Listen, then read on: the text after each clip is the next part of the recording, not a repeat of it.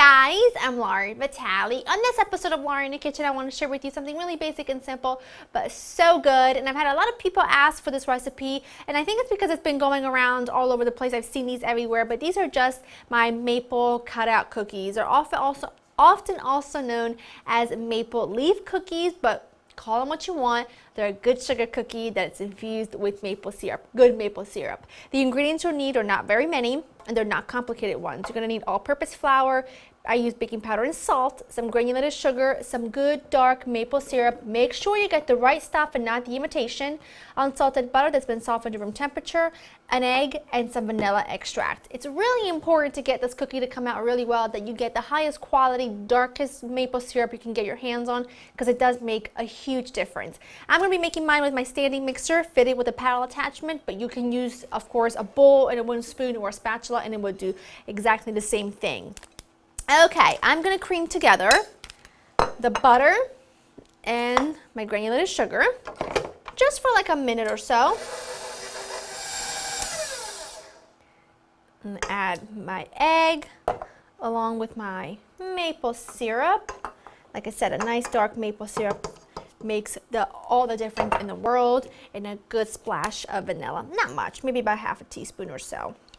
Okay, and then I'm just going to bring this back to about medium speed and get it going for about a minute or two, or until it's really well combined.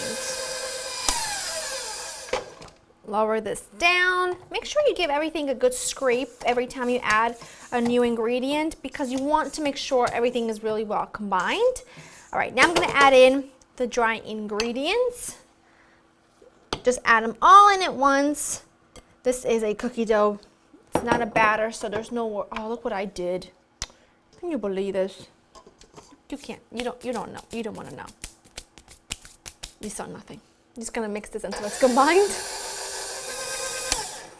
Okay, this looks phenomenal, and you can really smell the maple syrup, which is just going to give it the most amazing sort of deep flavor. Okay, really important now that you pop this into the fridge for a couple of hours, because it needs to set, otherwise you're not going to be able to cut out your cookies. So I'm going to get this out of here, wrap it with some plastic wrap, stick it in the fridge for a couple of hours. You can even do it overnight, of course, and then we are going to form them and bake them. My dough was in the fridge for about 3 hours. I took it out about 5 minutes ago, because you always want it to come to room temperature for a little bit. Then I cut it in half on a floured surface. I'm just going to roll it out. I like to warm it up with my hands. And I'm going to cut this, I'm going to roll it into like a little less than 1/4 inch thick, but a little more than 1/8 of an inch thick. And you can see it's such a beautiful dough. And I'm telling you, when you use good maple syrup, you can smell that maple syrup before you even bake these, which is amazing. Okay, this is good enough. This looks good. I've got my oven preheating to 375. Got my baking sheets with some parchment paper. I am ready to cut out some cookies. I've got just different shapes here of leaves. That's what I'm going to use today. Look at that. These are going to be so phenomenal. If you want to, you can absolutely frost these with like a frosting of some sort, like a maple frosting. I just don't think it's necessary. I love the cookie the way it is, but like I said, you absolutely can if you want to. I just, like I said, don't find it necessary to frost them. I think they're delicious just as is, with a little bit of tea, with maybe some pumpkin spiced lattes, coffee, anything your heart desires.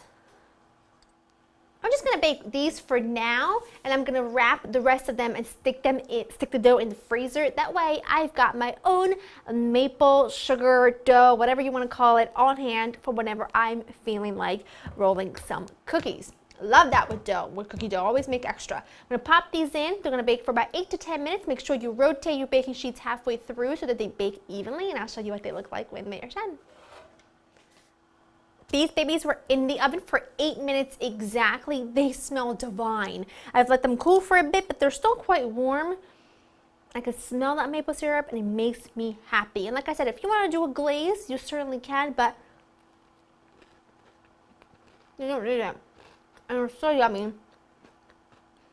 I think you're really going to enjoy these. Very good. A beautiful sugar cookie that's kicked up a notch with that subtle flavor of that beautiful dark amber maple syrup. Go to laurainthekitchen.com to get the written recipe. Let me know what you want to see next, and I'll see you next time. Bye-bye.